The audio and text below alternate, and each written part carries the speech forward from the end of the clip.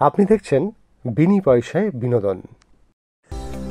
ব্রহ্মপুর থেকে চিত্রার কাছে একটি ফোন আসে, এসে বলে আপনি অতি অবশ্যই আমার সাথে দেখা করুন। চিত্রা বলে তোমার সাহস তুমি কোত্থেকে পাও? তখন তাকে বলা হয় আপনি যদি আমার সাথে না দেখা করেন তাহলে চুরির ব্যাপারে সমস্ত কিছু আমি ফাঁস করে দেব। তখন চিত্রাও বলতে থাকে যে আমিও যাব অগ্নিদের সাথে ব্রহ্মপুরে, বহুদিন তো বেরোই না। তখন সকলেই বলে যে হ্যাঁ তুমিও যাও, ঘুরে আসো, বরং তোমারও ভালো লাগবে।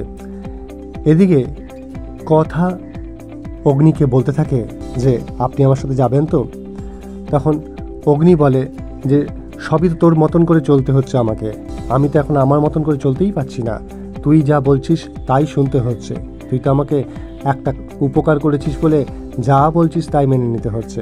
কথা তখন বলে আসল ব্যাপার তা নয়, এখন সময়টা খুব খারাপ, তাই একটু আমার কথা শুনেই চলুন। তারপর কথা জিজ্ঞেস করে কোথায় যাচ্ছেন? তখন অগ্নি বলে আমি ক্যাফেতে যাচ্ছি। তখন অগ্নিকে বলে এখন বেরোবেন না, একটু বাদে বেরোন, এখন সময়টা একটুখানি খারাপ, ব্রহ্ম সময় আপনি ক্যাফে যাবেন। ক্যাফেতে গিয়ে যে একটা ইলিশের সুস্বাদু যেটা খুবই সুন্দর এবং সেটা নিয়ে লাইভ করছে।